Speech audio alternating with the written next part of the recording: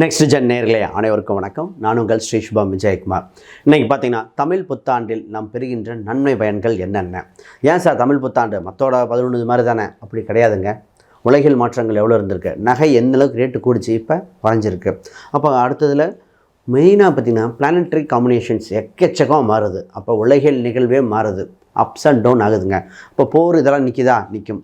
அங்கே போருக்கு எங்களுக்கு என்னங்க சம்மந்தம் சார்? அங்கே போர் இருக்கனால தான் நம்ம வீட்டில் கேஸ் வரல, அங்கே இருக்கனால தான் வீட்டில் பெட்ரோல் போட முடியல. அப்போ உலகில் நிகழ்வுகள் கிரகங்கள் மற்றும் கிரகணத்தை ஒட்டி தான் நடக்கக்கூடிய காலகட்டமாக இருக்கும். இப்பொழுது நடக்கின்ற விஷயங்கள் நம்ம ஒவ்வொரு ராசிக்கும் செய்யும் அற்புதம். முதல் நமக்கு தேவையான அடிப்படை பொருளாதார விருத்திகள் எப்படி இருக்குது, திருமண ரீதியான பாக்கியங்கள் இருக்குமா? நிறைய ஆண் பெண்கள் எங்குகின்ற விஷயம், எங்களுக்கு திருமணம் இல்லைன்னு சொல்லிடுங்க, நாங்கள் வேறு வேலையாக பார்த்துக்குறோம் அப்படின்ட்டு இருக்க மாதிரி. சார் பொருளாதார ரீதியாக பார்த்திங்கன்னா உழைப்புக்கு ஏற்ற ஊதியம் இல்லை என்பது நிறைய பேத்துக்கு. ஹார்ட் ஒர்க் பண்ணுறேன், ஒன்றுமே நாலேஜ் இல்லாதவங்களாம் பெரிய ஆளாக போகிறாங்க, ஏன் நம்மளால் பெரிய ஆக முடியல அப்படிங்கிற கேள்விக்கு பதில் இதாக இருக்குது. பிஸ்னஸ் சார், பிஸ்னஸ்லாம் வேண்டாம் சார் அப்படிங்கிற அளவுக்கு ஒரு சிலர் ஆகிட்டாங்க. ஏன்னா உயர்வின் உச்சமாக இருந்தவங்களாம் இன்றைக்கி வாழ்வின் துச்சம் அளவுக்கு மாற்றிட்டாங்க. கடன் தான், அதாவது இருக்கிற நோயிலே மிகப்பெரிய நோயாக இந்த கடன் வந்துடுதுங்க. அதாவது கண்ணுக்கு தெரியாத ஒரு நோய், குணப்படுத்த முடியுமா இல்லையான்னு தத்தளித்த நோயாக இருக்கிறது. இப்போ இந்த உலகில் மாற்றத்தில் நமக்கு என்னென்னா கிரகங்கள் வலிமை பெறுகின்றன. குரு உச்சம் பெறும் காலகட்டத்தை அள்ளி கொடுக்க காத்திருக்குது. இந்த தமிழ் புத்தாண்டில் மத்தியில் பார்த்திங்கன்னா ராகு கேது டிசம்பர் மாதத்தில் வரும், ஆங்கில வருஷத்தில் 5ஆம் தேதி. அப்போ மாறுகின்ற கிரக அமைப்புகள் இதெல்லாம் நம்மளை வழி நடத்துகின்றன. அப்போ இந்த ஒவ்வொரு விஷயத்துக்கும் கல்வி, செல்வம், பொருளாதாரம், மனம் சம்பந்தப்பட்ட விஷயங்கள், திருமண பாக்கியங்கள் அனைத்துக்கும் நமக்கு வேலை செய்ய போகுது. நிச்சயமாக இது பெரிய செல்வத்தை கொடுக்க போகுது. இப்போ தமிழ் புத்தாண்டில் தாங்க சார் மழை வெள்ளம் இருக்கும், விவசாயம் எப்படி இருக்கும், கம்ப்யூட்டர் சம்மந்தப்பட்டது எப்படி இருக்கும், மாணவர்கள் என்ன கல்வி எடுக்கலாம். நிறைய பேத்துக்கு இப்போ முக்கியமான இந்த வருடம் ஆரம்பத்திலிருந்து சார் நம்ம என்ன கல்வி என்ன இது மாற்றிக்கலாம், இந்த சப்ஜெக்ட் எடுத்தால் நல்லா இருக்குமா, இதெல்லாம் தெரிய வேண்டியது. அரசியல் மாற்றங்களும் நிறைய நிகழப்போகுது இந்த இதில் தான். ஆக நமக்கு உங்கள் ராசியை பற்றி பார்ப்போம். இறுதியில் ஒரு பரிகாரம் இருக்குது, நிச்சயமாக பயனுள்ளதாக இருக்கும். மகர ராசி அன்பர்களே, வாழ்வின் மகத்துவத்தை உணர்கின்ற காலகட்டம் எப்பொழுது வரும் இயங்கிக்கிட்டு இருந்தவங்க இதோ வந்து விட்டன. அது தமிழ் புத்தாண்டில். தமிழ் புத்தாண்டு பிறந்த சில மாதங்களிலே உங்களுக்கு ராசியில் 7ல் குரு உச்சம் மற்றும் குரு பலன் முழு சுபர் பலன் உங்கள் ராசிக்கு வருகிறது. அப்போ இந்த நேரத்தில் நிறைய விஷயங்கள் சாதிக்க வேண்டியது, தடை ஏற்பட்டது அனைத்தும் திரும்பி செய்ய வேண்டியது. பிரிந்தவர்கள் ஒன்று சேர வாய்ப்புண்டு. சார் பிரிந்தவங்கன்னு எது சார்? தொழில் ரீதியாக, வேலை ரீதியாக, குடும்ப ரீதியாக, நட்பு ரீதியாக முதல்ல ஒரு உறவால் உங்கள் வாழ்வில் மேன்மை ஏற்படுகிறது. எண்ணிய விஷயங்கள் அனைத்தும் செயல்படுமா? காதலாக இருக்கலாம், இல்லை தொழில் ரீதியாக இருக்கலாம். சார் முதல்ல இந்த ராசி பார்த்திங்கன்னா தான் நினச்ச விஷயத்தை அனைத்தும் மிஸ் பண்ணிவிட்டு ஏங்கிக்கிட்டு எப்பொழுதுன்னு இருக்கும். திறமை மிக்கவர்கள் இவர் வேலையில் கான்சென்ட்ரேட் பண்ணது சின்ன குடும்ப பிரச்சனைகள் பார்க்குறதா அப்படிங்கிற மாதிரி இப்பொழுது எல்லாம் உங்களுக்கு சாதகமாக வருகின்றன. முதல்ல ஃபஸ்ட்டு பொருளாதாரத்தை பற்றி பேசிட்டுருவேன். பொருளாதாரத்தில் தன்னிறைவு ஏற்படும், உழைக்காத வருமானம் ஏற்படும். ஷேர் மார்க்கெட்டாக இருக்கலாம், ஃபிக்ஸட் டெபாசிட்டாக இருக்கலாம், கமிஷன் வகையில் வருமானங்கள், அதில் இன்வெஸ்ட்மெண்ட் பண்ணுறவங்களும் சரி, இல்லை ஷேர் மார்க்கெட் ப்ரோக்கரேஜ் பண்ணுறவங்களும் சரி. ஷேர் மார்க்கெட் சம்மந்தப்பட்டது, ரியல் எஸ்டேட் சம்மந்தப்பட்ட அற்புதமாக இருக்கும். Brokerage super. இதில் முக்கியமான ஒரு இதுன்னா இந்த ராசிக்கு பார்த்திங்கன்னா திடீர் பண வரவு. அது எப்படி பார்த்தீங்கன்னா ஒரு சில போனஸ் கொடுத்தாங்கம்பாங்க, ஒரு பூர்வீக சொத்து திடீர்னு வந்தது, இந்த மாதிரி வருது. அப்போ தன் குடும்பத்துக்கு தேவையான அத்தியாவசிய பொருளாதாரத்தை தன்னிறைவு செய்ய. இதில் ஒரு பாயிண்ட் சொல்கிறேன், இது என்னென்னா இதை வச்சுட்டு தவறாக பயன்படுத்தக்கூடாது. ஏன்னா புதையல் யோகம், லாட்ரி யோகம் உண்டு. ஏன் இந்த வார்த்தையை சொன்னேன்னா இப்போ திடீர்னு பார்த்திங்கன்னா அது மாதிரி ஆப்பர்ச்சுனிட்டி, திடீர்னு ஒரு பெரிய பண வரவு ஏற்படுகிற சூழ்நிலைகள், திடீர் அதிர்ஷ்டம், திடீர் யோகம். அது பட் தசாபுத்தி கோச்சாரம் ரெண்டு கம்பைன் பண்ணி பார்க்கணும். ஆனால் இப்போ ஒரு பெரிய அமைப்பு உண்டு. இப்போ விஷயத்துக்கு வருவோம். சார் திருமணம் இருக்கா இல்லையா? திருமணம் இருக்கா இல்லையா? உங்களுக்கு தாங்க திருமணமே. அப்போ நிறைய பேர்த்துக்கு பார்த்திங்கன்னா திருமண வயதுடைய ஆண் பெண்கள், ஒரு சில வயதானவர்கள் கூட திருமண பொருத்தம் இப்போ அமைப்பு வருகிற காலகட்டம். கோச்சாரத்தில் கிரகங்கள் உங்களுக்கு அற்புதம் செய்ய வந்து விட்டன. முழுச்சுபர் பார்வைகள், நல்ல செய்திகள். அப்போ ஒரு சில குருபலன் வந்தும் நடக்கலைன்னா அது ஜாதகத்திற்கு தோஷங்கள். அப்போது தான் சொல்லணும். இந்த தோஷத்துக்கு எல்லாத்துக்கும் பரிகாரம் உண்டுங்க, எல்லாத்துக்கும் நிவர்த்தி உண்டு. ஒரு சிலருக்கு பரிகாரமாக இவங்க முதல் திருமணமாக இருந்தால் அவங்க 2வது திருமணத்தை கட்டக்கூடிய யோகம் வரும். ஒரு சிலர் வயது வித்தியாசத்தோட கட்டணும், கம்யூனிட்டி மாற்றி கட்டுற மாதிரி, இதெல்லாம் பரிகாரம். ஒரு சிலருக்கு கோயிலில் வைக்கிறது, அப்போ திருமணத்தை அனைவருக்கும் திருமணம்ங்கிறது என்னோட கருத்து. ஆனால் அதை ஒத்துக்கொள்ளும் மனப்பக்கம் உண்டா? நான் ஒரு பெண்ணுக்கு சொன்னேன், உனக்கு திருமணமே இல்லை, அங்கிள் தான் சொன்னேன், உங்களுக்கு என்னமா அப்படிலாம் இல்லவே இல்லை, எங்களுக்கு என்னங்க 33 வயசு ஆச்சுன்னு சொன்னேன். நிச்சயமாக உண்டுமா, ஆனால் உங்கள் கம்யூனிட்டி இல்லாமல் அந்த பொண்ணு வெளிநாட்டில் இருக்கும்போது வெளிநாட்டிலே இருக்கின்ற வேற ஒரு வரன் தான் வரும்னு.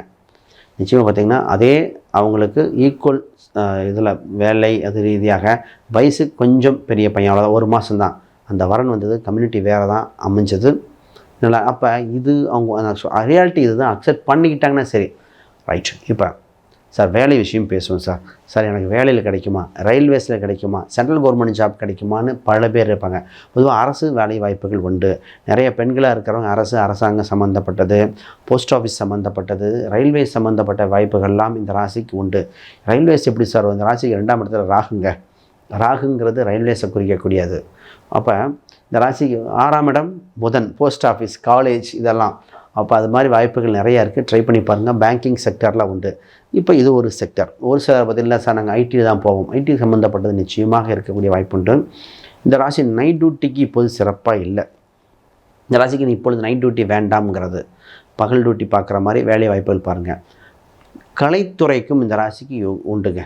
டெக்னிக்கல் டீமில் நிறையா, இப்போ எந்த ஒரு ஸ்டூடியோக்கு போனாலும் அங்கே ஒரு சிலர் 3 ராசி சொல்லுவேன், இந்த ராசி இருக்கான்னு கேட்டால் ஆளுக்கு ஆமாங்க. அதில் ஒன்று மகர ராசி.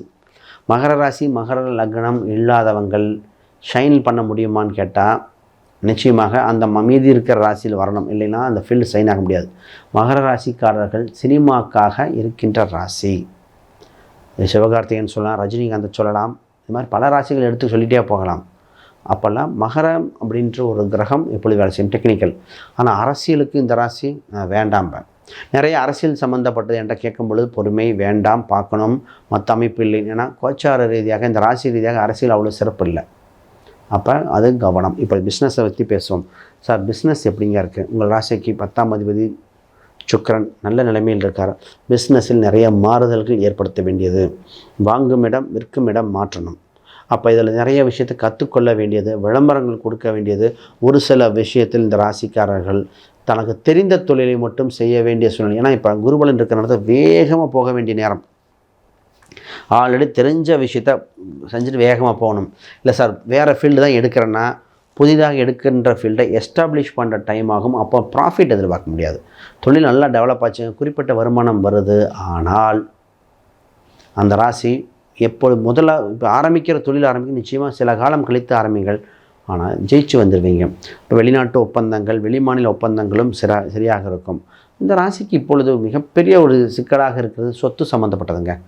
தன் சொத்தை தான் அனுபவிக்க முடியவில்லைன்னு சொன்னது பல பேர். சொந்த வீடு இருக்குது, வேறு வீட்டில் தங்கியிருக்கேன். சொந்த வண்டி வாகனம் இருக்குது, அதில் ஏற்பட்ட சிக்கல்கள், சின்ன ஸ்க்ராச்சஸ் வந்தது. வேறு வண்டி இருக்குது, வேறு வண்டி யூஸ் பண்ணிகிட்ருக்கேன். இது என்னென்னா அந்த 4ஆம் இடம்தான் சில காலமாக செவ்வாயெல்லாம் கொஞ்சம் ராகு இதோட தாக்கத்தில் ஒரு சில இதெல்லாம் கொஞ்சம் பாதிப்பு இருந்தனால தான் அப்படி இருந்தது. பட் கோச்சார ரீதியாக மட்டும் பார்க்கக்கூடாது, தசம். அப்போ இடம் வீடு சொத்து இதை பார்க்கணும். இப்பொழுது இடம் வீடு வாங்கலாமா, அமைப்பு உண்டா, இது நிறைய பேர்த்துக்கு கேட்குற கொஸ்டின்.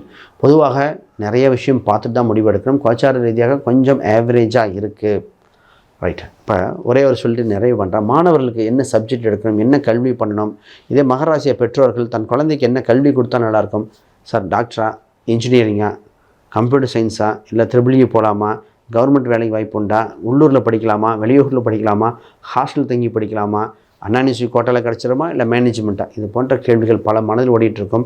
அதற்கு தீர்வு ஜாதகத்திலே இருக்கின்றன. அனைவருக்கும் வணக்கம், வாழ்த்துக்கள். அன்பர்களே, இத்தனை நேரம் பார்த்தீங்கன்னா கோச்சார பலன்கள் தமிழ் இது பார்த்தோம். இப்போ கூட கோச்சார பலனோடு தசாபுக்தியும் லக்ன அமைப்பும் மற்ற கிரகமை அமைப்பும் எடுத்தால் இன்னும் துல்லியத்தை நோக்கி போகலாம். பொதுவாக எப்போவுமே ஜாதக ரீதியாக பார்க்கும்போது பார்த்திங்கன்னா அவ்வளோ பலன்கள் வந்துகிட்டே இருக்கும். இப்போ இதுவும் ரொம்ப முக்கியம். பொதுவாக இன்றைக்கி நம்ம யாருக்காவது ஜாதகம், பிரசன்னம், வாஸ்து, நியூமராலஜி இந்த மாதிரி பார்க்கணுன்னா ஸ்க்ரீனில் தெரிய அந்த எண்களுக்கு தொடர்பு கொள்ளுங்கள்.